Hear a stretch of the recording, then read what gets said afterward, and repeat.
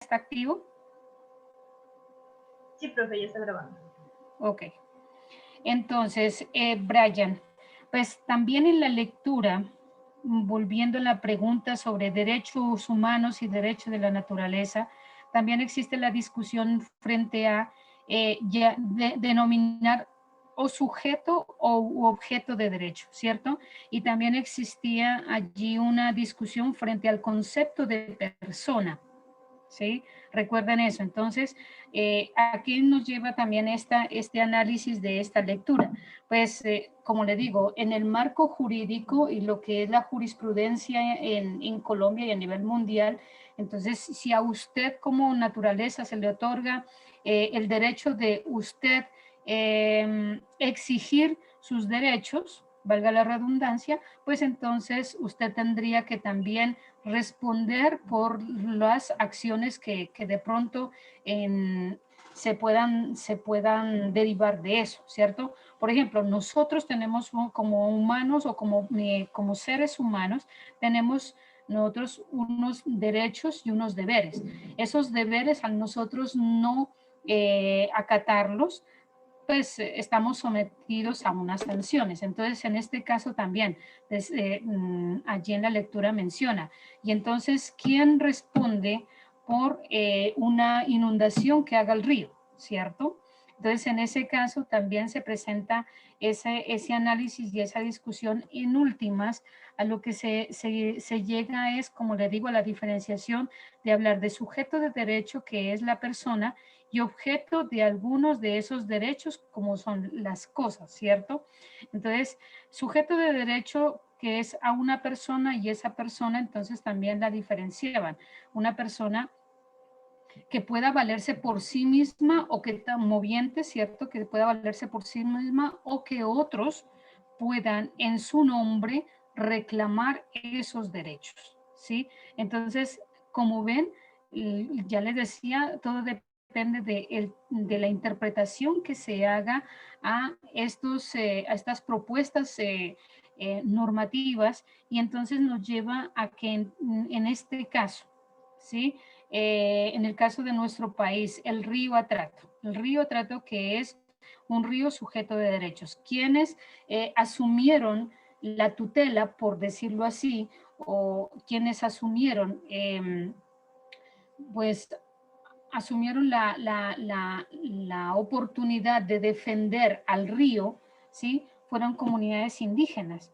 ¿Por qué? Porque entonces al río se le estaba violentando su derecho de ser un río protegido, conservado, que no que no sufra de problemas de contaminación, ¿sí? Pero entonces en ese caso se dice, bueno, le dijeron, listo, el río Trato es sujeto de derechos, pero entonces la Corte Constitucional quedó corta en decir entonces, bueno, derívese de esta sentencia que alguien pueda tener la titularidad, así como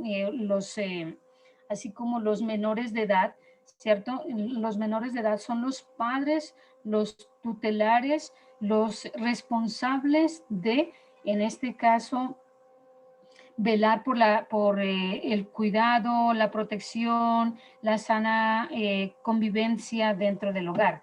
En este caso también, si bien la naturaleza por sí misma no puede hablar, los animales por sí mismos no pueden hablar, entonces es el hombre, es la persona humana la que estaría responsable de eso.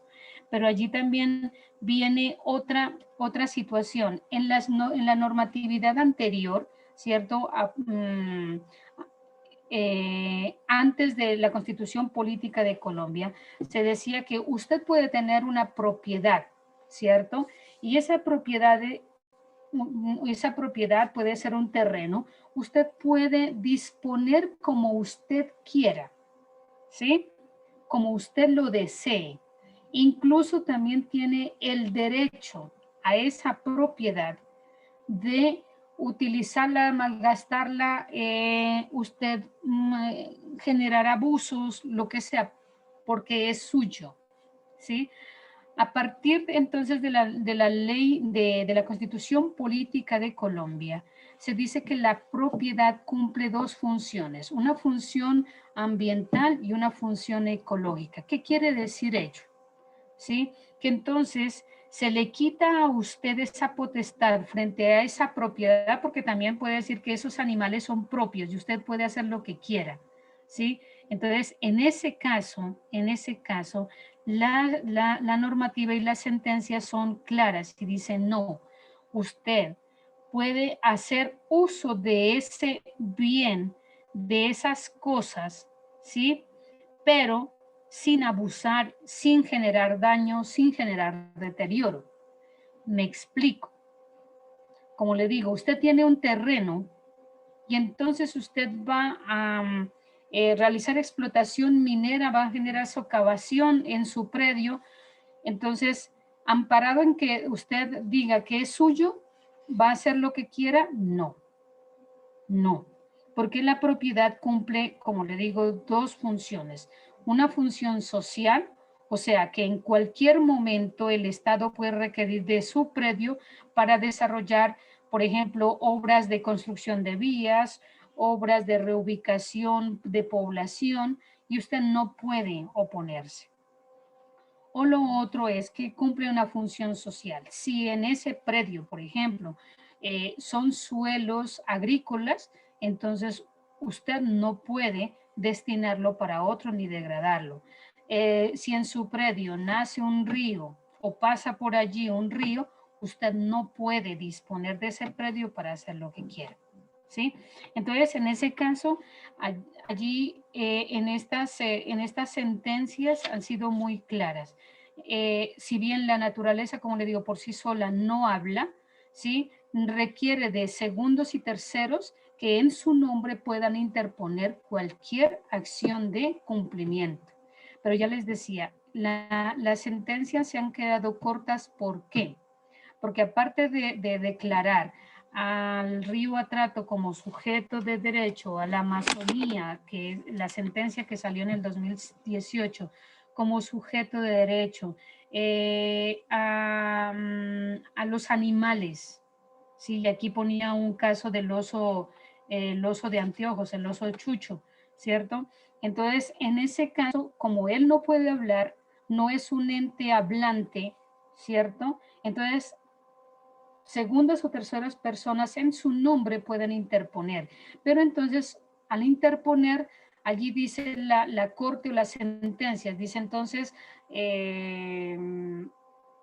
se obliga a protegerse, obliga a cuidarse, obliga a darle un mejor ambiente de habitabilidad, ¿cierto? Pero entonces no dice cómo, cuándo, ni cómo, o sea, cómo se puede hacer, cuándo se tiene que hacer y para qué se tiene que hacer, ¿sí? Entonces, allí es donde la Corte y la normatividad se ha quedado corta porque no es solo declarar a la naturaleza como sujeto de derecho, sino tiene que darle los mecanismos técnicos, financieros, normativos y administrativos para que realmente se cumpla esa condición de sujeto de derechos.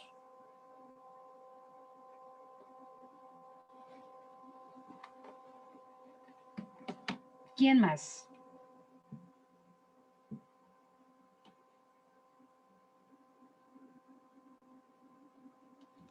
Profe, también decía en una parte que tenía, como decir, contradicciones con la parte cultural en el caso, pues, de que Ujú. se, pues, se quería, pues, como decir, prohibir lo que es la correcta, o sea, mejor dicho, se le daba el calificativo de crueldad animal a lo que son las peleas de gallos y todo eso, pero que tenían una gran contradicción la corte, por lo que en algunas partes esto se toma como, o se está tomando como expresiones culturales. Entonces ahí se tiene esa contradicción. Y otra era que también decía en el caso de los animales, decía que el derecho al bienestar animal no se constituía como un derecho fundamental. Entonces, por ende, pues no tenía como decir la prioridad en esos casos. Claro, en ese particular sobre esas sentencias donde se interpusieron por el maltrato animal, ¿cierto? Entonces allí también lo que acaba de decir Carlos, se presenta esa controversia y es una controversia que aún sigue en marcha, no del todo se ha resuelto.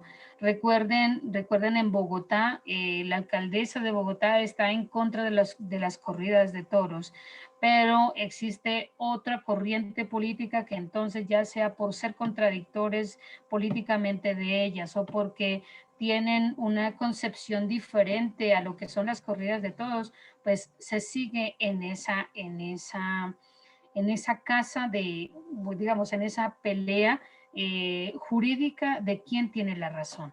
Y en este caso vemos que del todo no está resuelta, porque lo que decía dentro de la lectura, si entonces llevamos a que los animales se tienen que proteger, pues en ese caso incluirían también los animales domésticos y nosotros no tendríamos la posibilidad de utilizarlo, de aprovecharlo, caso gallinas, caso cuyes, caso cerdo, todos los animales domésticos.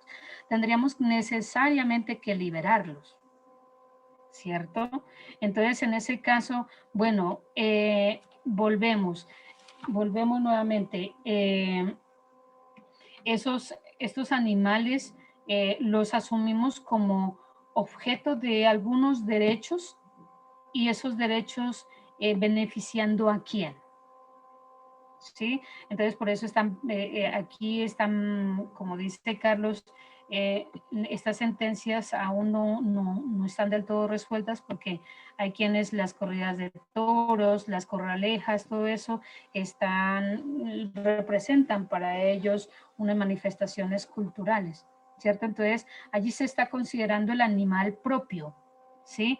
Y entonces, como es propio, entonces yo puedo causarle daño, abuso, ¿sí? Sin ninguna consideración. A ello pues, con el tema del abuso animal, ¿cierto? Con el tema de el maltrato animal, pues existe unas normas, ¿no? En este caso está la ley 1774 del 2016, que es la ley contra el maltrato animal. Entonces dice en qué condiciones se considera maltrato, en qué condiciones quienes son poseedores de esos animales tendría que, en aras de mejorar el buen ambiente de esos animales, tendría que proporcionarle todos los medios y los recursos, ¿cierto? Entonces, allí, como le digo, la norma es cuestión de interpretación, ¿sí? Y a eso vemos que, como ustedes mismos y pues los abogados siempre lo dicen, ¿sí? Cualquier persona, en el caso nuestro de los seres humanos, nosotros somos, ¿cómo se dice? Nosotros somos inocentes hasta que se compruebe lo contrario, ¿cierto? Hasta que se demuestre lo contrario. Entonces, el tema del derecho, en este caso del derecho ambiental, como ustedes miraron aquí en esta lectura, es cuestión de, vuelvo, insisto, de la lectura que le haga cada persona, a la interpretación, ¿cierto? Pues todo al soporte de la defensa o el soporte del juzgamiento que se haga en su debido momento. Bien.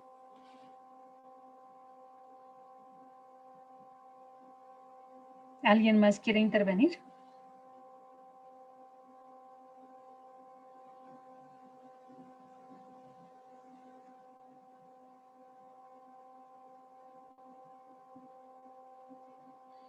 Bueno, entonces algo importante de rescatar dentro de la lectura, ¿sí? Y que nos lleva pues a ir conectando con el tema de hoy, ¿sí? Se habla de que en nuestro país, pues nosotros como soporte a este tema de derecho y de normatividad ambiental, nosotros tenemos como principal pilar la Constitución Política de Colombia, que como le aclaraba a Ana, no es que nosotros vayamos a construir una constitución ecológica, ya está. De hecho, nuestra constitución ha servido de base para otros, gobiernos, ¿cierto? Otros estados, empezar a incorporar dentro de la Constitución. Recuerda que la Constitución es la Carta Magna, ¿cierto? Es la ley de leyes, ¿cierto? Entonces, en este caso, llevar a esa instancia de Constitución unos derechos y unos deberes ambientales, eso le genera o nos ha generado de alguna manera también una cierta seguridad frente a que nuestros recursos naturales van a estar protegidos, van a estar conservados, van a estar en las condiciones donde estén cumpliendo sus funciones naturales, ¿cierto? Pero entonces vamos también a analizar de aquí en adelante. Una cosa es lo que está planteado dentro de la norma y otra cosa es lo que se hace en realidad, ¿cierto? Y de allí existe una brecha gigantesca frente a lo que realmente se plantea en la norma y lo que en ese ideal debería realizarse, ¿cierto? Porque si es por normas, si es por leyes, nuestro país sería un país ecológico también por naturaleza, ¿sí? Nuestro país sería uno de los países modelos en protección ambiental, ¿sí? Pero vamos a ver la realidad, la situación es otra.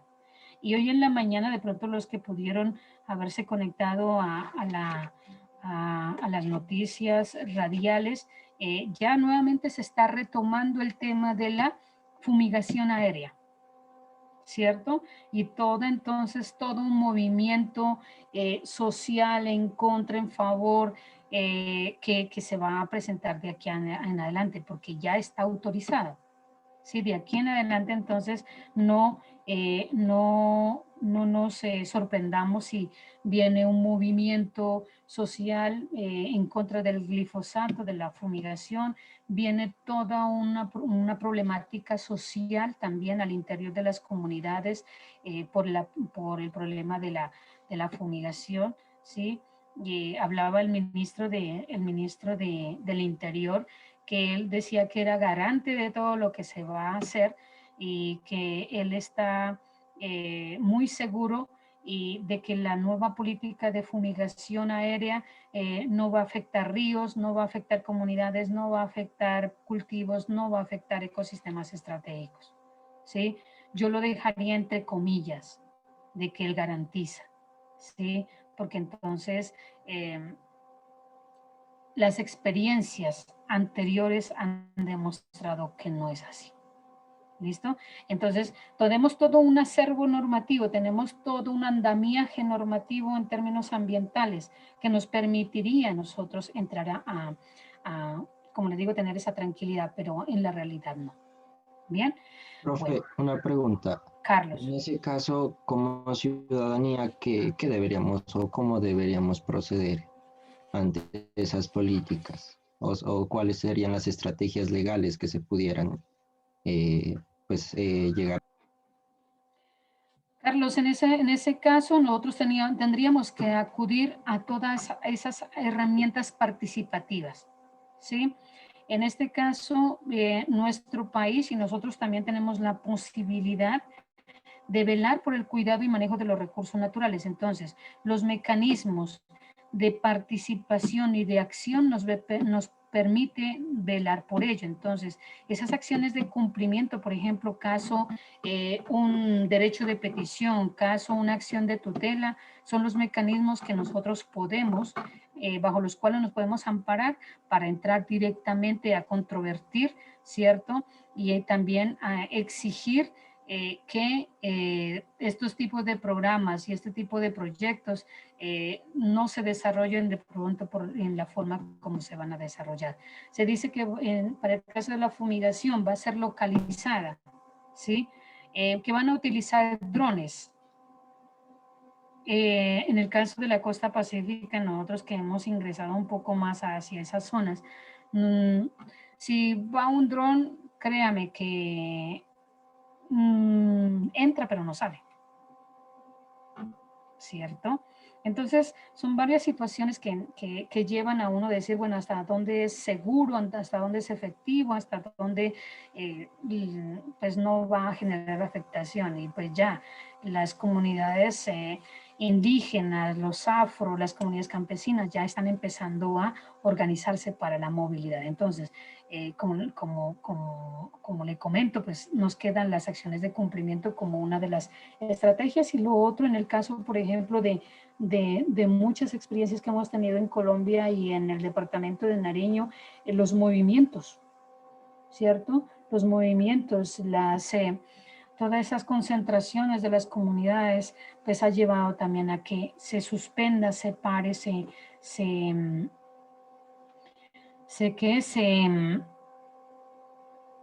suspendan acciones que de pronto iban en contra de la parte ambiental. Y de eso tenemos bastantes ejemplos que de aquí en adelante vamos a revisarlos. ¿Listo, Carlos? Sí, profe, muchas gracias. Listo. Pero entonces sí los quiero alertar para que estemos pendientes de eso, ¿sí? Estemos pendientes de las noticias, pero no de esas noticias sensacionalistas, no de esas noticias pues amarillistas, sino noticias que realmente a nosotros nos interesa.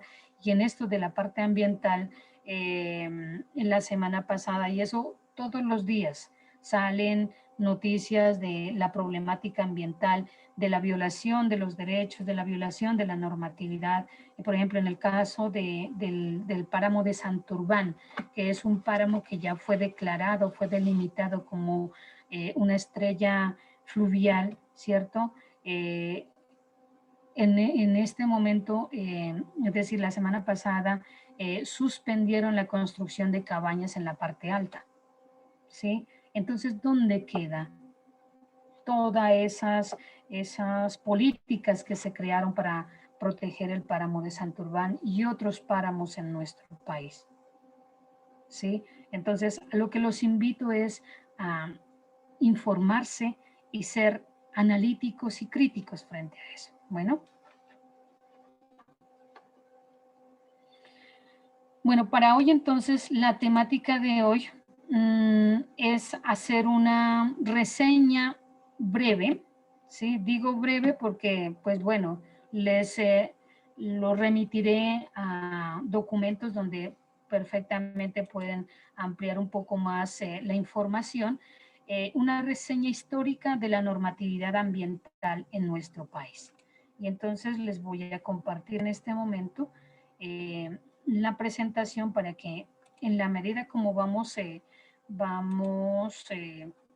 avanzando, pues existan preguntas. Me gustaría que ustedes estén participando de esta temática. Sé que es nuevo, pero no es extraño.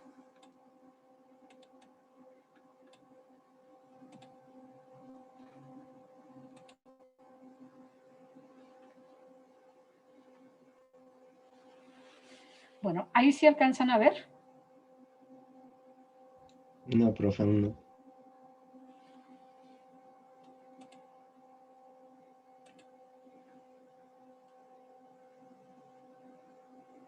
Vaya. Me dicen cuándo, por favor. Ya, profe. Muy bien. Entonces, estamos hablando del marco jurídico de la política ambiental en Colombia. Yo les había comentado en la clase anterior, pues esta materia la vamos a dividir en 3 momentos.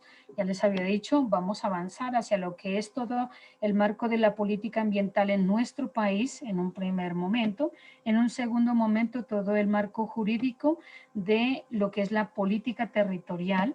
Y por último, vamos a hablar de la política agraria en nuestro país. 3 temas que son fundamentales, están de la mano, se relacionan, se articulan para que finalmente nosotros como ingenieros agroforestales tengamos elementos generales que nos permitan en su momento, participar en procesos de discusión, participar en procesos de planificación, para participar en procesos de decisión. Y hacia eso es lo que quiero yo llevarlos con estas temáticas, que ustedes tengan, como le digo, elementos para poder discutir tomar decisiones, participar en cualquier instancia en la cual ustedes a futuro puedan desempeñarse como ingenieros agroforestales. Bien, entonces, este marco normativo, pues allí sí alcanzan a mirar, ¿cierto? Sí, o amplío un poco más. Sí se miró, profe. ¿Sí? Bueno, entonces estamos hablando de ese referente normativo. Hablemos de antes de 1970, ¿cierto? Y después ya de 1970. Entonces, en nuestro país, para nosotros tener ese andamiaje de normas, de leyes, de decretos, ¿cierto? Se ha basado naturalmente como tiene que ser en referentes normativos internacionales, ¿cierto? Entonces, uno de ellos, de esos referentes normativos y de lo que estaba pasando en el mundo era toda una problemática ambiental que se había surgido a partir de la primera ola de la revolución industrial. Y con esto de la revolución industrial, entonces, ¿qué se había presentado? Graves problemas, ¿sí? Como miramos aquí, graves problemas de crecimiento de la población como una variable desequilibrante, o sea, la población estaba en un crecimiento exponencial, ¿sí? Que para su momento, a quienes promovían la revolución industrial, pues era favorable porque tenía mano de obra no calificada, mano de obra suficiente para avanzar en sus pretensiones industriales y de crecimiento económico, ¿cierto? Pero eso iba en detrimento de también las condiciones bajo las cuales vivía esa población, ¿sí? Y bajo las cuales también el ambiente en el que se habitaba esta población, ¿sí? Entonces, al tener un mayor crecimiento de población, se presenta una mayor demanda de alimentos. La pregunta era, ¿cómo, de qué manera y quiénes proporcionan esos alimentos? ¿Sí? Entonces, al haber mayor demanda de alimentos, no eran alimentos diversos, ¿cierto? A los que previamente se estaba acostumbrado, sino que ya se empieza a pensar en la especialización de ciertos alimentos, ¿cierto? En seleccionar ciertos alimentos que entonces se necesita generar calorías, energía, ¿cierto? Acumular energía para el trabajo que estaban realizando. Entonces, los alimentos se empiezan a especializar. Entonces ya viene el arroz como un alimento primordial, el maíz, ¿cierto? El sorgo, ¿sí? La papa, el trigo, ¿sí? Son alimentos básicos que la población demanda y con la que hay que alimentarla. Ya no nos importa la diversidad de alimentos, menos alimentos nativos, ¿cierto? Nos interesa es ya promover una agricultura industrial. ¿Sí? Y es ahí donde también, de la mano con la demanda de alimentos, se necesita mayor producción y con mayor producción, entonces, ¿qué se necesita?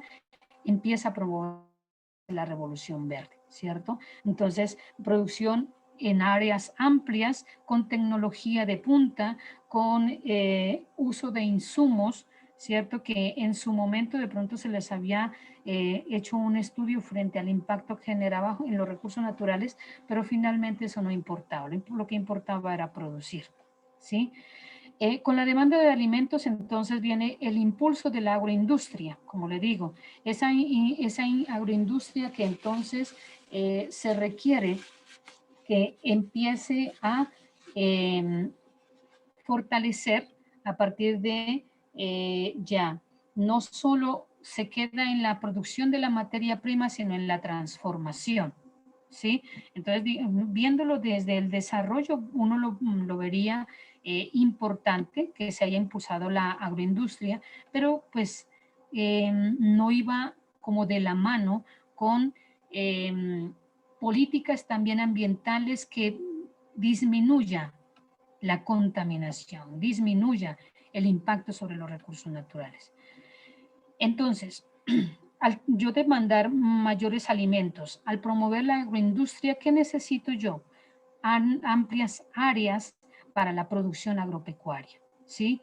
Entonces, si no se tenía suficiente área adaptada o acondicionada, perdón, para la producción en niveles altos, entonces, ¿a qué conlleva? A la expansión de la frontera agropecuaria. Entonces, tumbemos bosques porque el bosque no genera ningún beneficio, no genera ningún ingreso, entonces derribemos bosques para la siembra de estos alimentos que son ya se establecen como políticas a nivel mundial, la siembra de estos alimentos específicos.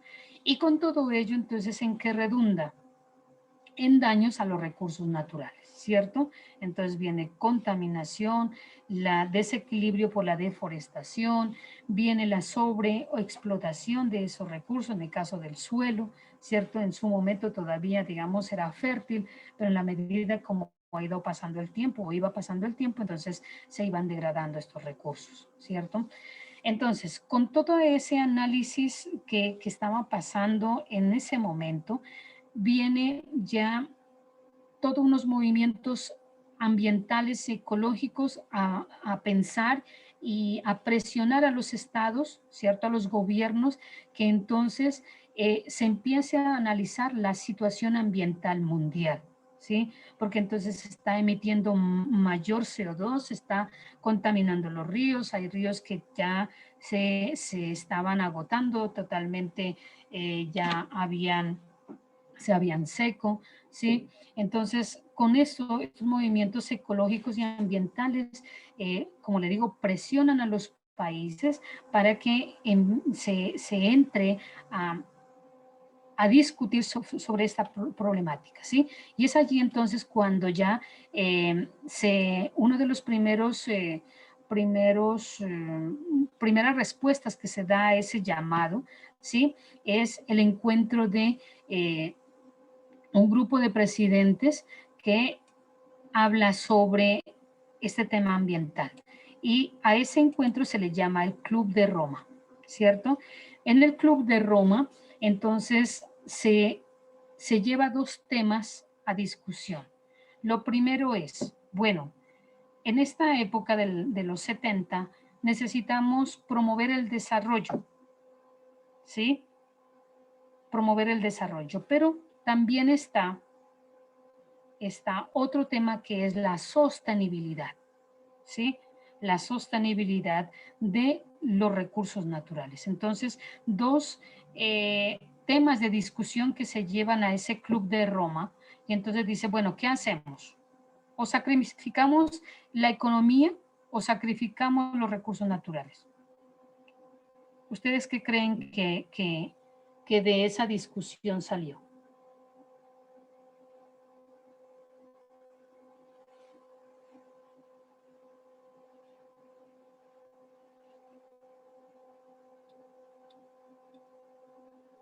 Que la economía está por encima de los recursos. Exactamente. Finalmente entonces dijeron, no, es que necesitamos un desarrollo económico, ¿sí? Y es allí donde entonces las potencias empiezan a defender lo que estaban haciendo. En el caso de Estados Unidos, todo su desarrollo agroindustrial o industrial, perdón, Europa también todo su desarrollo industrial. Y entonces, mientras nosotros los países tercermundistas defendíamos la sostenibilidad, ellos defendían, ¿sí?, el desarrollo económico y su modelo económico que estaban allí implementando, ¿sí? Entonces dijeron, bueno, vamos a hacer una cosa. Entonces, vamos a avanzar en el desarrollo económico, ¿sí? Pero sustentando ese desarrollo en la sostenibilidad. Y es a partir de allí donde nace,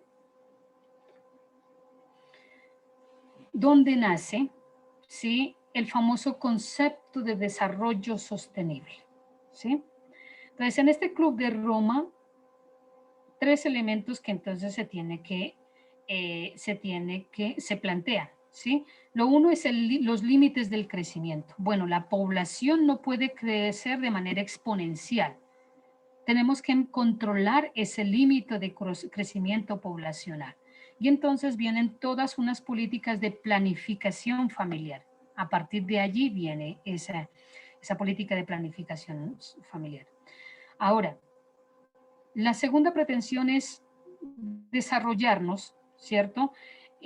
Pero bajo un equilibrio total. O sea, ese desarrollo económico no puede estar en contravía del desarrollo sostenible. Entonces, se plantean allí algunas directrices. Y hay que propender por una dinámica del crecimiento en un mundo finito, ya no es infinito. O sea, ya el agua no es infinita, ya el suelo no es infinito, ya los recursos naturales ya no son infinitos, se agotan. Entonces, todo el crecimiento tiene que pensar en función de ese mundo finito, ¿cierto? Entonces, elementos que salen de allí. Con ello entonces, con este Club de Roma que empieza a dar como los apuntes hacia que las naciones ya no piensen solo en lo económico, sino que estén pensando en modelos económicos y de desarrollo social, sino que también en modelos de desarrollo ambiental, desarrollo sostenible, ¿cierto? Y entonces vamos a ver que a partir de eso surge, antes de eso, aquí, dentro del Club de Roma, ya les decía, sale el concepto de desarrollo sostenible, que a manera de lo que ustedes han conocido en las otras materias, ¿qué es el desarrollo sostenible?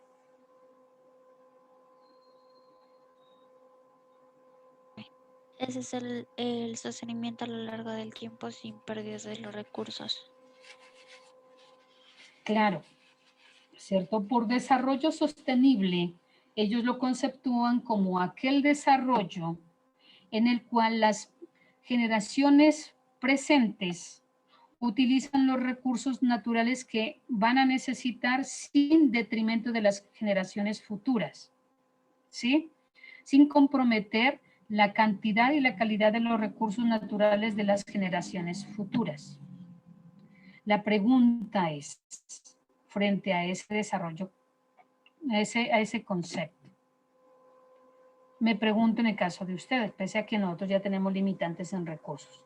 El uso de los recursos naturales que en este momento ustedes tienen, se restringen, se limitan, se condicionan a utilizar lo que ustedes necesitan ahora, pero pensando en las generaciones futuras.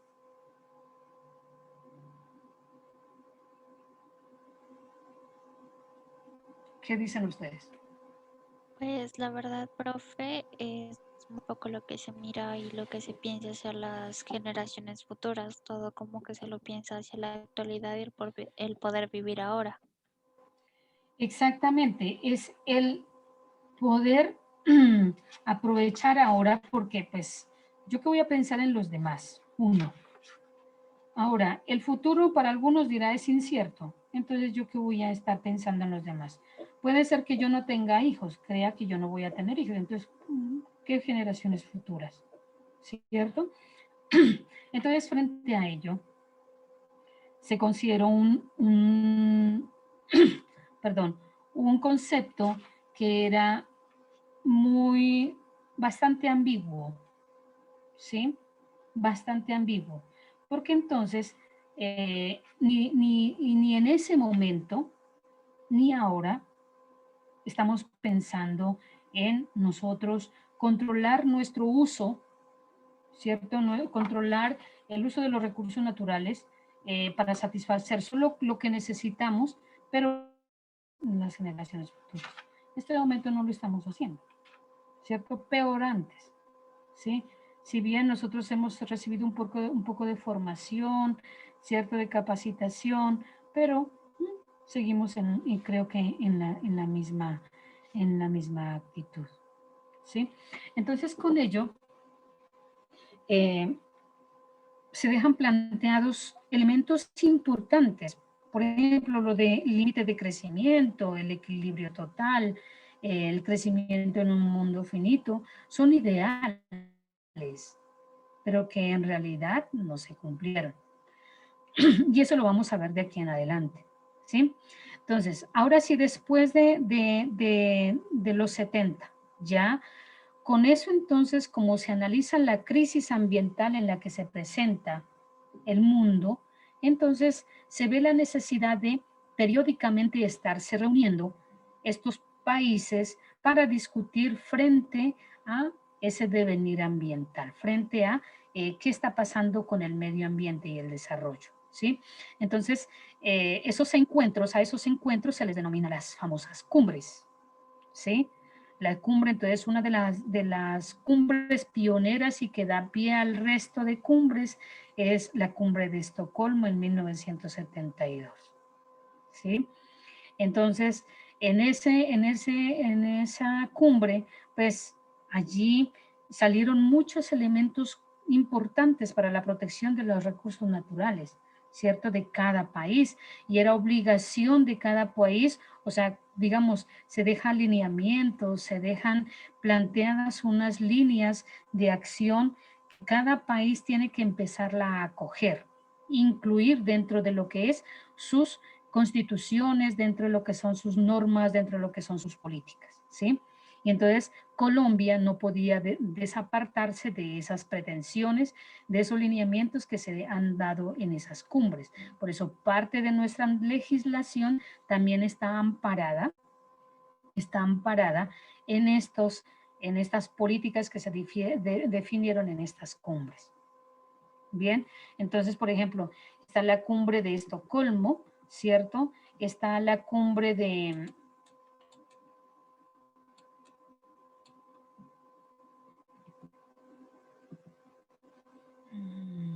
Perdón, que aquí se me está descontrolando. Está la cumbre de la Tierra en 1992, ¿cierto? Está la cumbre de Kioto, está la cumbre de Johannesburgo, ¿sí? Entonces, vemos del 72 al 92, ¿cuántos años pasaron?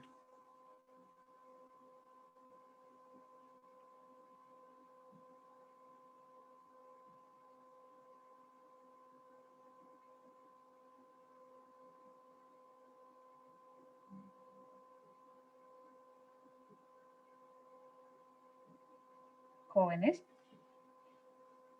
20 años. 20 años. ¿Sí? Ellos se plantearon que en un límite de 20 años estarse reuniendo, ¿sí? Por eso está la cumbre del 72, la cumbre del 92, la cumbre del 2002, ¿cierto? Vendría de aquí entonces la cumbre del 2022, ¿sí? Estaríamos a la espera dónde se va a realizar y cuáles serían los temas claves, ¿cierto? ¿Cuáles son los temas claves para esas cumbres? ¿Sí? En el caso, por ejemplo, de la cumbre de Estocolmo, entonces, el lema, ¿sí? El lema de esa cumbre era el pensamiento moderno del medio ambiente y el desarrollo, donde entonces, ¿qué se trataron? ¿Qué se habló allí? Sobre la responsabilidad del Estado y la sociedad civil frente a la protección del medio ambiente.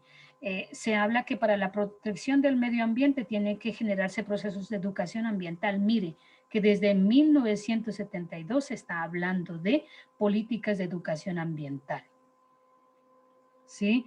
Tener en cuenta que hay unos espacios, hay unos condiciones muy propias de unos ecosistemas que prestan servicios, como son los parques naturales nacionales, que hay que empezar a declarar y hay que empezar a manejar, ¿sí? También en esta cumbre de Estocolmo se habla de que para avanzar hacia todos esos lineamientos, todas esas políticas que se necesita, plata, ¿sí? Un presupuesto para financiar lo ambiental. Lo otro, pensar en la planeación de los recursos naturales. Es que yo sí puedo, en los estados y la población sí puede aprovechar los recursos naturales, pero tiene que ser un aprovechamiento sostenible, tiene que ser un aprovechamiento también manejado desde la parte técnica, ¿cierto? No tiene que ser un aprovechamiento a ultranza y como como sea que se dé, sino que tiene que ser programado, ¿cierto? Programado. Entonces, pensando en que los recursos son finitos, ¿cierto? Y que tiene que cada país empezar a construir su reglamentación o su normatividad en términos ambientales. Tengan en cuenta y tengan clave estos lineamientos que se dan en esta cumbre de Estocolmo, ¿sí? Porque gran parte de esto se incluyó en nuestra normatividad, la que funciona hoy en día. ¿Preguntas, jóvenes?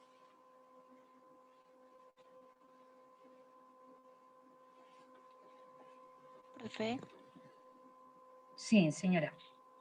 porque a pesar de que Colombia ha participado en todas estas cumbres, se mira un gran deterioro ambiental, hay mayor reforestación e incluso el manejo de las minas no ha sido el adecuado, no ha habido como esa restauración de esas zonas.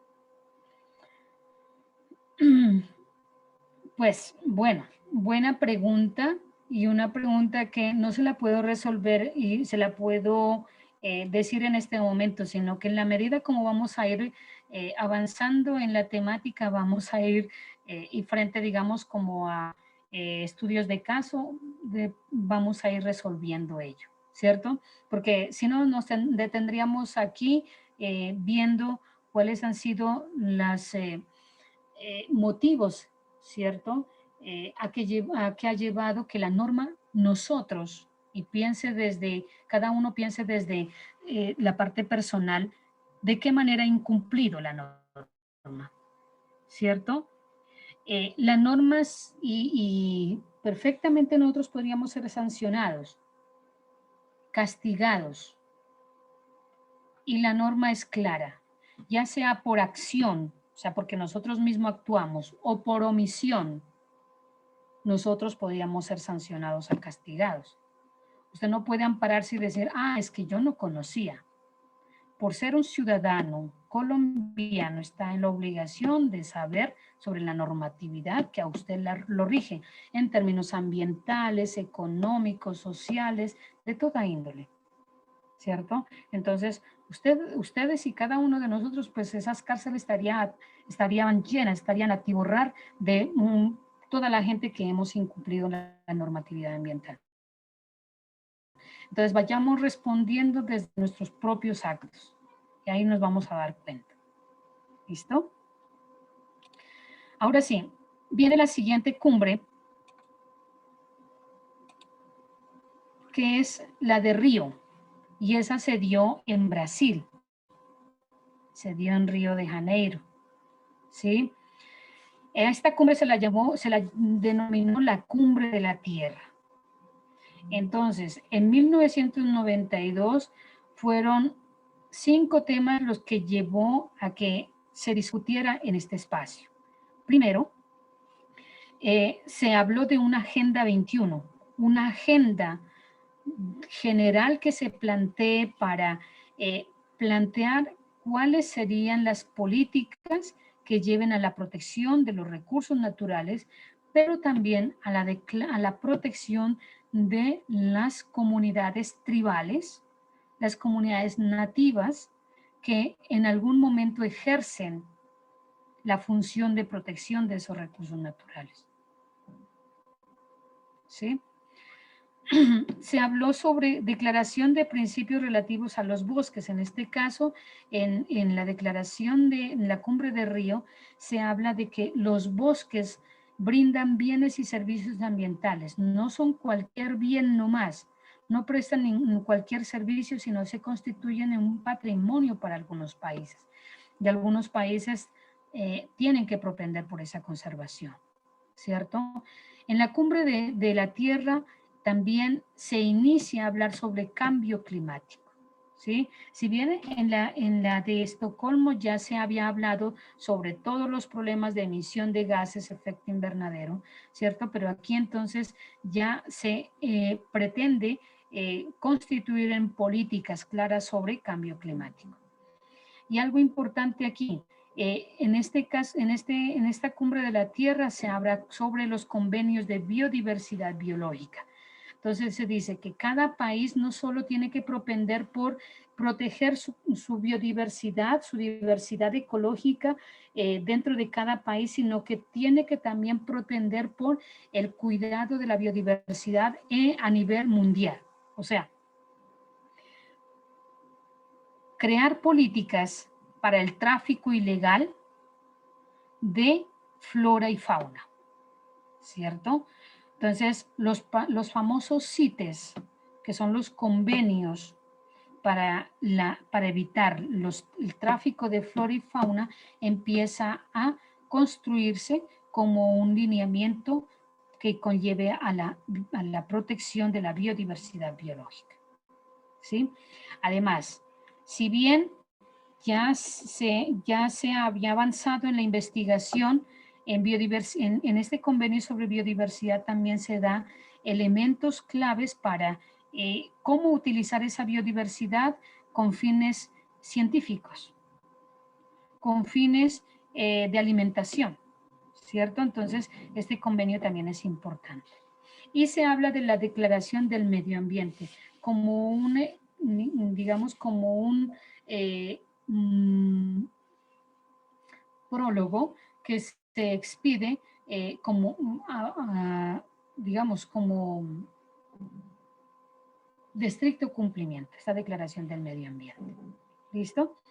Entonces, otro fundamento más que nos permitirá a nosotros todas estas lineamientos, estas políticas que se dan en las cumbres, llevarla a nuestra normatividad ambiental. Está la de Kioto en 1997, que es la reducción de emisión de gases de efecto invernadero. Ya sabemos, conocemos como todo lo que se presentó y todo lo que se viene dando de ahí en adelante, ¿cierto? Sobre hablar de los efectos invernadero, se plantean límites de emisión, países que entran, salen de la cumbre de Kioto, entonces dicen que no están de acuerdo, no se sujetan a esos límites de emisión y entonces quieren hacer lo que quieran, ¿cierto?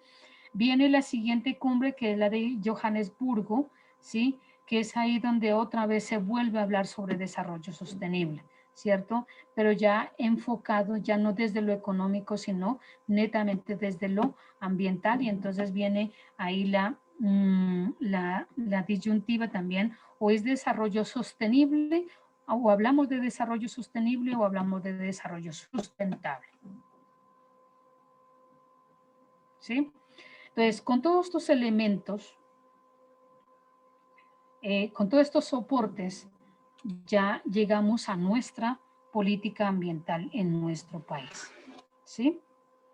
Pero entonces, sumado a todo lo anterior, hay que tener en cuenta que nosotros habíamos empezado ya a dar nuestros primeros pasos, ¿cierto? En regular la parte ambiental en nuestro país. Y justamente de lo que se trata en Colombia, ¿cierto? Es sobre una norma que salió en 1934, ¿sí? En 1934, entonces sale una norma, ¿sí? Que regula en este caso la caza y la pesca. ¿Qué dice? Y eso está amparado en el Código Civil. Dice, se regula la caza y la pesca como... Se regula la caza y la pesca, ¿sí? Es obligación de todo ciudadano conservar los bosques, los árboles, ¿sí? Y esto es una sentencia que sale de la Corte Suprema de Justicia, donde obliga a proteger los guaduales, los cañaverales, ¿sí? Básicamente. También en términos florísticos, ¿sí? Esa es una primera norma que sale. Después viene en 1941, en el gobierno de Eduardo Santos, a impulsar las famosas vedas. ¿Saben qué es una veda? No. ¿Han escuchado ese término? No, profe. Bueno, entonces, en el caso de las vedas, son prohibiciones que se hacen en términos ambientales frente al uso y al aprovechamiento de algunas especies, ya sea de flora o de fauna, ¿cierto? Se prohíben. Por ejemplo, en este momento en Colombia está prohibido, está en veda el Quercus humboldti, ¿sí? Si usted tiene en su predio un Quercus humboldti, usted no lo puede aprovechar, porque ese está en veda, está en garantía de protección. Nadie puede, nadie puede cazar, nadie puede aprovechar especies florísticas, ¿cierto? Como en el caso de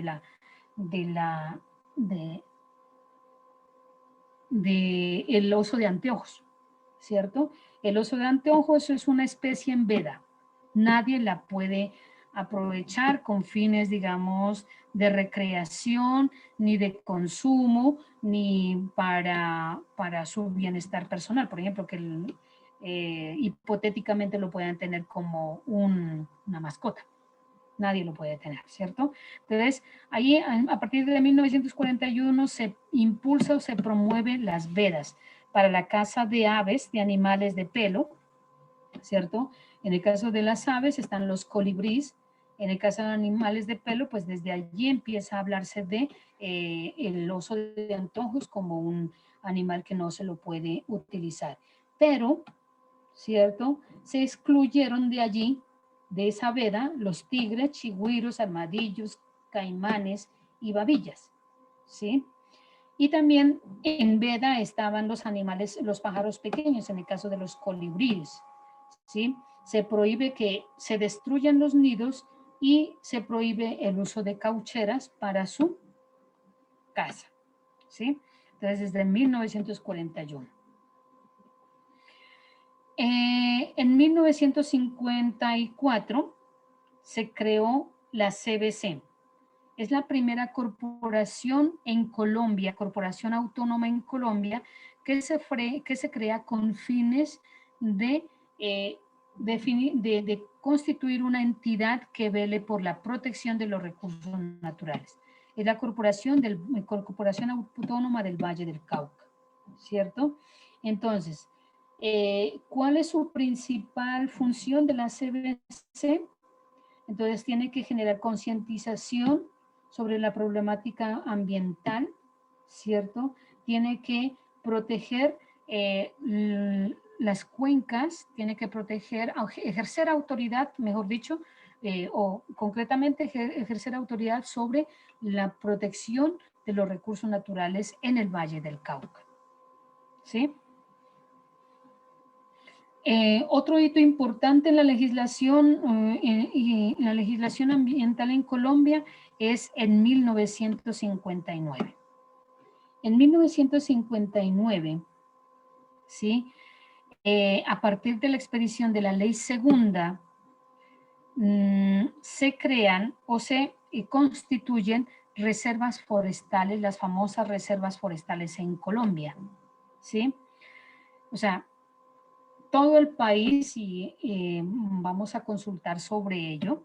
Por favor, vamos apuntando. Es una primera consulta que vamos a hacer sobre la ley segunda de 1959 sobre la constitución de reservas forestales en Colombia, ¿sí? Entonces, lo que se hace es que el bosque se define como un patrimonio para el país, ¿sí? Su aprovechamiento y su uso tendrá que ser a partir de permisos. No se puede explotar el bosque así como así. En el caso de nuestro departamento de Nariño, nosotros hacemos parte de la ley de la Reserva Forestal del Pacífico. ¿Qué quiere decir? Que todo el área del Pacífico, desde Tumaco, ¿cierto? Hasta el Chocó, toda esa es de protección. Con ello, ¿qué quiere decir? Que sobre estas áreas no se pueden constituir centros poblados, no se pueden construir vías, no se puede, llevar a cabo desarrollo de infraestructura industrial y agroindustrial, ¿sí? Y pese a que es de 1959, esa ley todavía está en vigencia, ¿sí?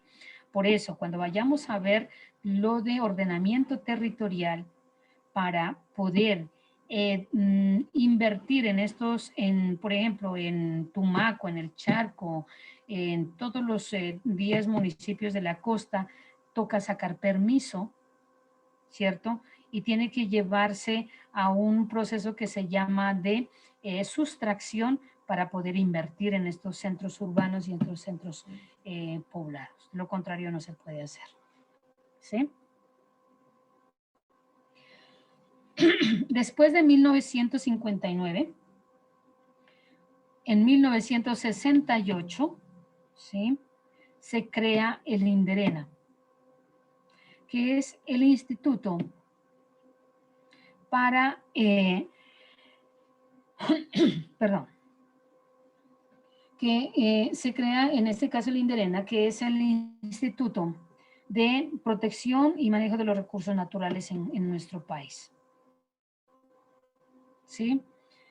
Pero este instituto es una dependencia del Ministerio de Agricultura. Hasta ese entonces, todavía nosotros no teníamos un ente administrativo, una institución que plantee las políticas ambientales. O se derivaban de ministerios como el de Economía y Comercio o del Ministerio de Agricultura. Pero no teníamos un instituto que, o digamos una dependencia que sea la encargada de velar por la parte ambiental. Pero entonces en 1968, derivado del Ministerio de Agricultura, se crea el INDERENA.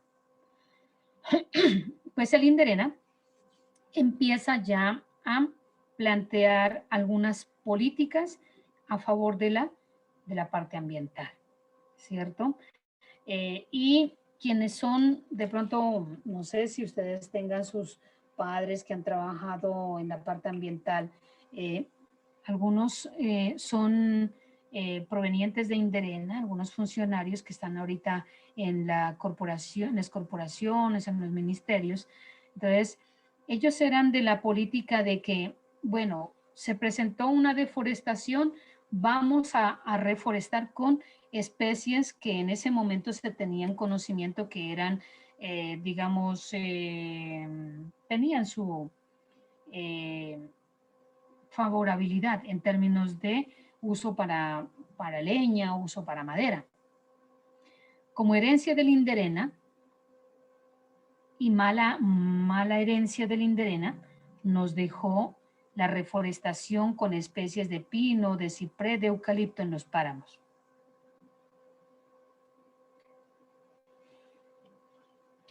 Podríamos culparlos o no hacerlo, ¿cierto? Y de pronto eximirlos de responsabilidad y culpabilidad. En ese momento no se tenía conocimiento sobre las especies nativas que podrían aprovecharse para la siembra, la restauración, ¿cierto?, de áreas degradadas. Entonces, a lo que aprovecharon fue paquetes tecnológicos que venían desde Estados Unidos, ¿cierto? Entonces, por eso se promovió mucho el eucalipto, el ciprés, el pino en nuestro medio. Ya en 1973, ¿sí?, el presidente solicita que se cree la ley 23 y entonces se solicita que se faculte al presidente para que él expida una ley que también hasta este momento está en vigencia, que es el Código Nacional de los Recursos Naturales, ¿cierto? Este código, ¿sí? Entonces, en 1973 se solicita facultades y en 1974, ¿sí?, se expide el decreto ley 2811 que se denomina Código Nacional de los Recursos Naturales.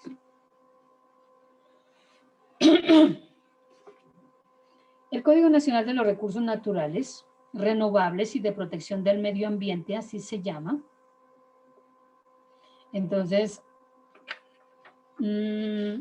se crea bajo unos principios. ¿Sí? Primero, lo que se quiere es lograr la preservación y restauración del ambiente y la conservación y mejoramiento y utilización racional de los recursos naturales. ¿Sí? Prevenir y controlar los efectos nocivos de la explotación de los recursos naturales no renovables sobre los demás recursos y regular la conducta humana, individual, colectiva, para respecto a el uso de los recursos naturales. ¿Sí? Entonces, en este código, ¿sí? También se hace claridad sobre los recursos, los tipos de recursos que tiene nuestro país. Se habla de recursos naturales renovables, que en ese caso es la atmósfera, las aguas, la tierra, el suelo y el subsuelo, la flora, la fauna, las fuentes primarias de energía no agotables, las pendientes, con potencial energético y los recursos geotérmicos, es decir, sí, los recursos geotérmicos. Entonces, a eso se les denomina recursos naturales renovables, ¿sí? Y también se habla de recursos del paisaje, ¿sí? En este caso, los recursos del paisaje, se habla de los residuos, las basuras, los desechos, desperdicios, el ruido, ¿sí? Como recursos del paisaje. ¿Sí? Entonces, este código, si ustedes ahora que lo van a revisar, van a mirar que es muy completo y es un código, es una norma que también ha servido modelos para políticas de otros países, para servir de modelo para la construcción de políticas en otros países.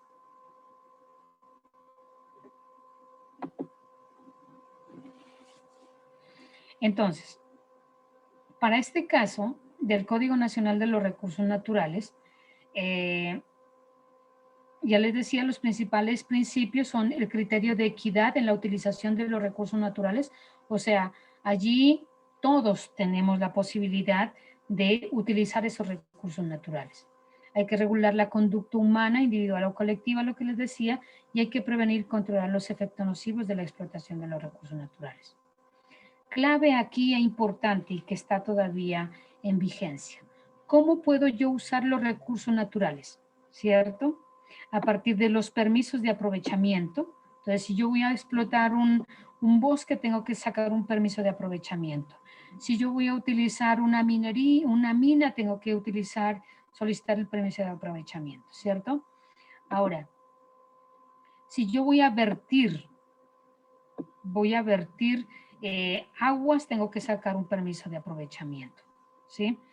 Si yo voy a utilizar agua con fines domésticos o con fines de uso agropecuario, tengo que sacar el permiso de concesión de agua, ¿cierto? Entonces, son las corporaciones autónomas las que me dan estos tipos de permisos para usar los recursos naturales, ¿sí? Y si yo quiero construir una vía, voy a generar un proyecto que va a impactar a los recursos naturales, pido un permiso o una licencia ambiental. Entonces, estos son los tres modos de uso de los recursos naturales, a través de permisos, de concesiones y de licencias. ¿Hasta ahí estamos claros?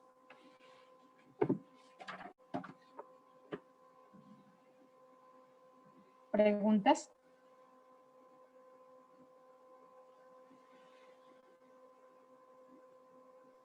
No, profe. ¿Está claro hasta ahí?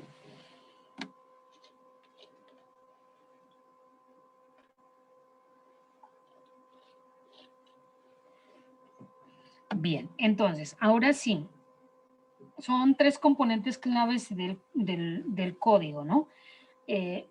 Lo uno, lo que corresponde a principios, lo otro a los modos de uso de los recursos naturales, y el tercer componente, una parte importante del Código de los Recursos Naturales, es la administración de los recursos naturales.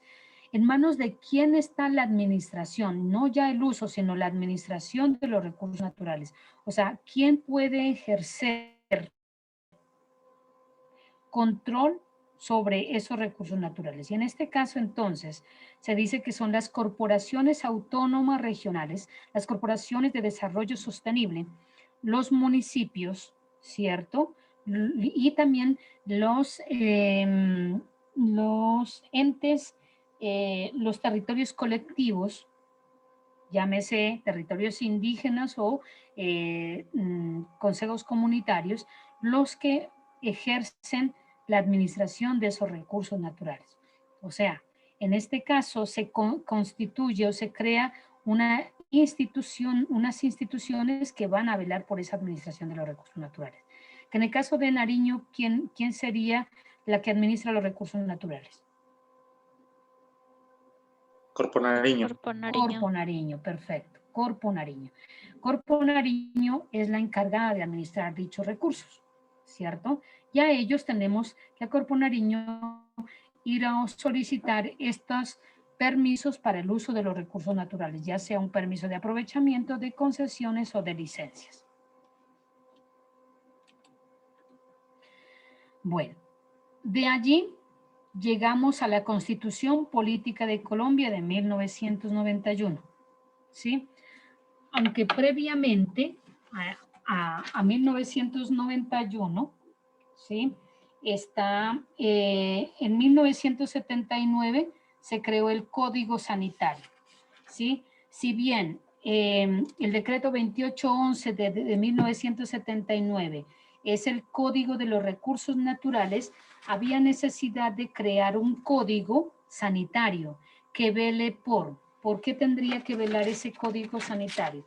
Tenía que ver por la parte de saneamiento ambiental, ¿cierto? Entonces, el Código Sanitario del 79 es el que regula todo el tema de vertimientos, todo el tema de escombreras, todo el tema de, por ejemplo, los cementerios, regular todo el tema de manejo de cadáveres, todo eso se encarga el Código Sanitario, ¿sí? De todo eso se encarga el Código Sanitario. Entonces, esa es la ley 9 o el 09 de 1979. De allí entonces ya llegamos a la Constitución Política de Colombia. Recuerde que en 1991, de pronto ustedes ni nacían, ¿cierto? Pero lo que data la historia, ¿sí? Es que en 1991 entonces se crea la constituyente, se nombra a toda una serie de personajes en nuestro país para construir una constitución nueva, que esté a la vanguardia, las necesidades de nuestro país, no la de 1800, ¿cierto? 86, sino ya una constitución que, como le digo, esté a la par con los cambios que ha surgido en el mundo. Y Colombia no estaba exceptuada de ello, ¿cierto? Entonces, en esta constitución política, a esta constitución es la que se le denomina la constitución ambiental, porque es una constitución que, aparte de otras constituciones que existen en el mundo, esta constitución en su cuerpo constitutivo tiene más de 30 artículos que tienen que hablar de la parte ambiental, ¿sí? Para citar algunos, entonces está el artículo 8º que habla de la obligación de proteger la riqueza cultural y natural de la nación. O sea, todos los ciudadanos de este país estamos obligados a proteger las riquezas culturales y naturales de la nación. La compañera que me preguntaba, ¿sí? Que por qué es que no se ha cumplido y por qué este país sigue con la degradación ambiental que tiene hasta este momento, es que, mire, aquí están nuestros derechos y nuestros deberes. Uno de esos deberes es proteger la riqueza natural y cultural. ¿Lo estamos haciendo? Pregúntense y respóndanse cada uno de ustedes. Asimismo, dentro de la Constitución, el artículo 49 se habla del saneamiento ambiental. ¿Qué dice? Que es deber del Estado garantizar el saneamiento ambiental. O sea que en este caso, quien tiene que prestarnos el servicio de alcantarillado y aseo es el Estado, ¿cierto? No somos nosotros, es el Estado. Pero entonces, si ustedes se dan cuenta a lo que está pasando en este momento, ¿qué ha hecho el Estado? ¿Sí? Lo que ha hecho es delegar estas funciones en empresas privadas, ¿sí? Caso, por ejemplo, en nuestro municipio, ¿sí? Está Empopasto. Empopasto es una empresa mixta, o sea, constituida por activos, privados y públicos para prestación de un servicio. Y entonces, si esta prestación de este servicio era del Estado, nosotros no tenemos por qué pagar. Entonces la pregunta es, ¿por qué estamos pagando por un servicio de acueducto, alcantarillado y aseo? Cuando es responsabilidad del Estado. ¿Sí? Entonces, temas que quedan allí en interrogante que más adelante vamos a empezar a analizar. Artículo 58, función ecológica de la propiedad. Ya les decía, en la Constitución del 1996 decía que usted tiene un predio y puede hasta abusar de ese predio, ¿cierto? Hacer lo que quiera, ¿sí? En este caso, ya en la Constitución política y a partir de este artículo se dice que no, ya no es como usted quiera utilizar su predio. Su predio tiene que ser regulado. El uso que usted le puede dar a su predio, pese a que es suyo, lo compró con su plata, ¿sí? Tiene que ser regulado por el Estado, ¿sí? Entonces, por ejemplo, en lo que pasó ahora con la construcción de la doble calzada, ¿sí? Si por el trazo de la doble calzada pasaba por el predio suyo, usted como propietario no puede oponerse al desarrollo de un proyecto como estos, ¿sí? Entonces, ahí, si usted se opone, dicen, no señor, la Constitución en el artículo 58 dice que todo predio tiene que cumplir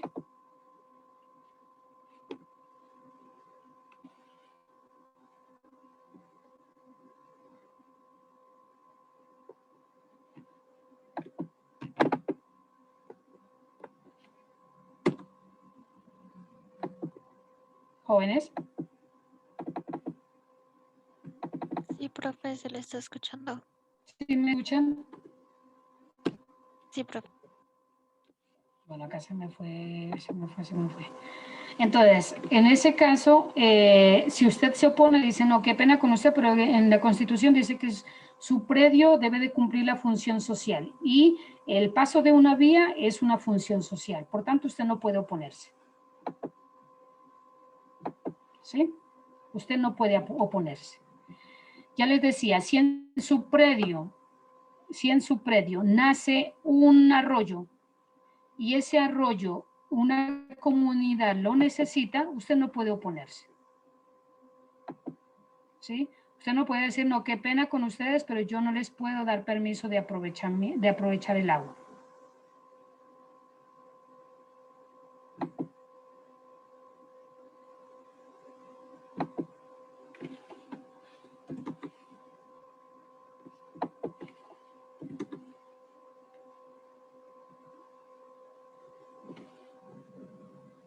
¿Sí están viendo la pantalla? Sí, profe. Sino que está mucho zoom. Sí, aquí estoy.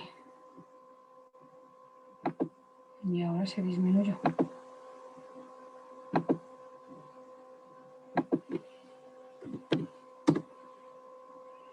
Bueno, y así muchos, muchos artículos que poco a poco vamos a ir nosotros revisando. En el caso, por ejemplo, aquí del artículo 67, la educación ambiental es obligatorio en todos los niveles de educación en nuestro país, ¿sí? Hablemos desde párvulos hasta universitario.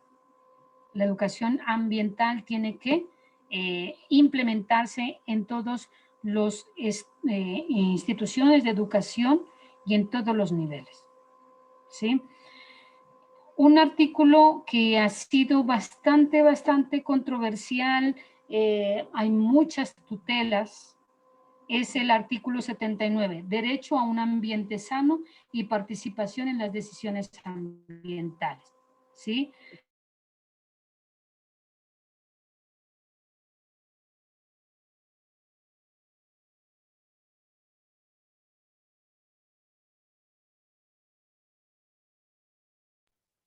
Profe, si está hablando no se le escucha.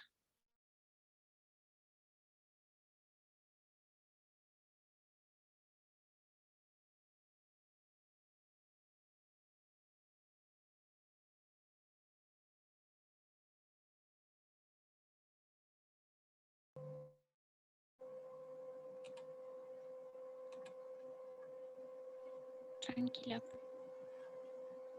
Bueno, vamos entonces a seguir, bueno, a terminar esta primera parte.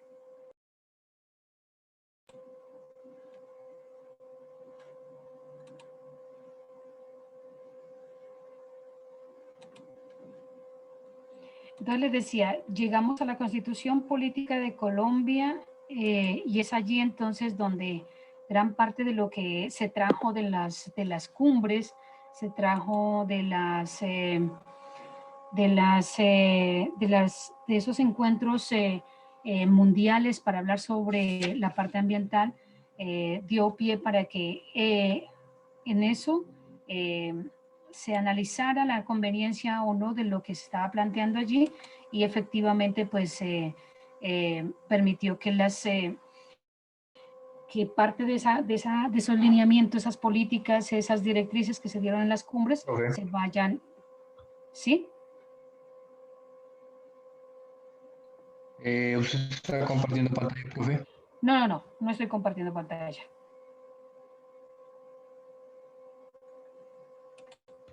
Ah, bueno, profe. Ya estamos terminando. Y después de ello, ya en la parte, después del 91, en el 91 recuerde en manos de quién estaba la administración de los recursos naturales anteriormente, antes del 91.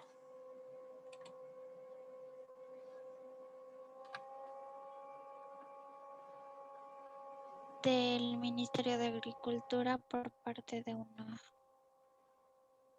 Del Inderena, Ajá. ¿cierto? El Inderena que estaba adscrito al Ministerio de Agricultura. Entonces, en la Constitución de 1991 se ve la necesidad y se solicita al Congreso de nuestro país a que se promulgue una norma donde necesariamente se cree una institución que se encargue de la parte ambiental. Y es en 1993, a partir de la Ley 99, que se crea el Ministerio de Medio Ambiente. ¿Sí? Eso es en 1993. Entonces, con esa expedición de 1993, no solo entonces se crea el Ministerio de Medio Ambiente, sino se empieza a fortalecer toda un organigrama institucional que está encargado de la parte ambiental. Entonces, al Ministerio de Medio Ambiente lo van a apoyar no solo las corporaciones autónomas, sino los institutos. Se crean allí entonces los institutos de investigación, ¿sí? ¿Qué institutos tenemos en Colombia nosotros? Está el IDEAM, que es el Instituto de Hidrología, Meteorología y Estudios Ambientales. Está el Instituto El Sinchi, que es el Instituto de Investigación de la Biodiversidad de la Amazonía. Está el Instituto Alexander von Humboldt, ¿sí? Está el Instituto el INVEMAR, como el instituto que entra directamente a estudiar todo el tema de la parte oceánica, la parte pacífica, ¿sí? Y estos institutos, ¿qué van a hacer? Van a aportarle con información para la toma de decisiones en la parte ambiental del ministerio. Y también de soporte a las decisiones que tanto el ministerio como también las corporaciones autónomas realizan, ¿sí? Entonces, esas son hasta este momento, toda la normatividad, toda esa reseña histórica de la normatividad ambiental que rige en nuestro país. Podría pensarse que es una normatividad grande, una normatividad que es suficiente, pero vemos que a nivel ambiental existen muchas problemáticas que lo que la compañera nos decía, es por acción, por omisión, es responsabilidad de quién, de que los recursos naturales se encuentran en las condiciones que se encuentran en este momento. Podríamos nosotros culpar a muchos, ¿cierto? Por esa situación que tenemos en nuestro país. Finalmente, también a nosotros nos asiste gran parte de la responsabilidad que nosotros tenemos en este momento. Bien, entonces, esto es en términos generales la reseña histórica de nuestro país, la reseña histórica de la normatividad ambiental. ¿Qué solicito a ustedes, para la próxima clase? Habíamos visto la ley segunda de 1959, que es la que define reservas forestales en nuestro país. Es lo primero que vamos a investigar, ¿cierto? Esa ley, con qué fin se creó, cuáles son las reservas, las reservas forestales de nuestro país y en la actualidad, cómo vienen funcionando esas reservas, ¿sí? Es lo primero que vamos a averiguar, porque a partir de allí, como le digo, es una norma importante ya para la parte de ordenamiento territorial.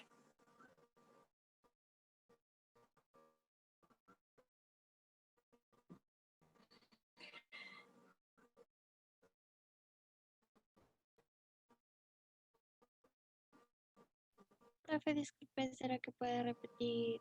Así mismo, a consultar. Lo de la ley segunda de 1959, vamos a consultarla, ¿sí? Primero vamos a saber cuál es el objetivo de esa norma, cuántas reservas forestales en nuestro país tenemos y en la actualidad cómo están funcionando. ¿Listo? Esa es la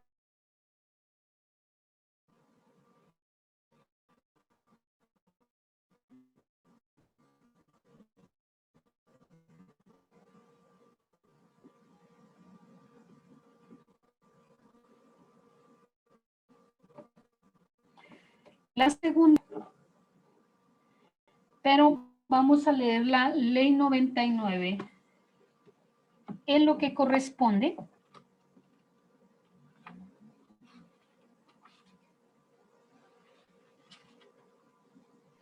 Profe, no se le escucha bien. ¿Podría repetir? La primera parte, ¿sí me escucharon? Ley segunda de 1959. Hasta ahí. Eso, listo. Eso. ¿Qué necesitamos saber de ella? Necesitamos saber cuál fue el objetivo con el que se creó esa norma, cuáles son las reservas forestales de nuestro país que aún están vigentes, ¿sí? Y hoy en día, ¿cómo está funcionando? Profe, si le entrecorta, ¿no será que mejor lo escriba al chat? Yo les envío un audio, entonces, les envío, a ver, Les envío un audio al WhatsApp. Sí, mejor, profe, porque siempre se están Sí, profe. recortando. Listo, yo les envío un audio al WhatsApp, entonces, para la segunda parte de la consulta, que es sobre la ley 99. Básicamente, en esta ley 99 queremos saber cuáles son los institutos, cuáles son las corporaciones autónomas que están funcionando en nuestro país.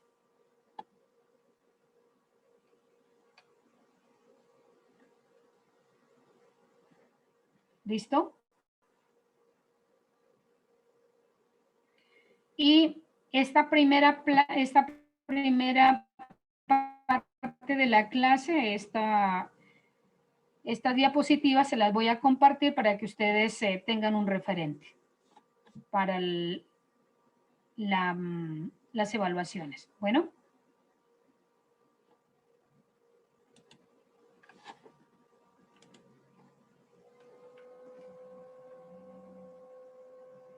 ¿Sí me escucharon? Sí, profe, muchas gracias. Bueno, listo, jóvenes.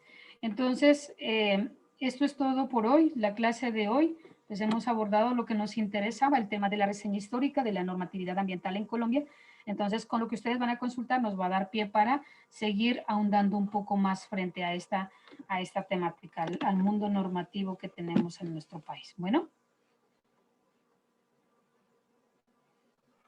Bueno, profe.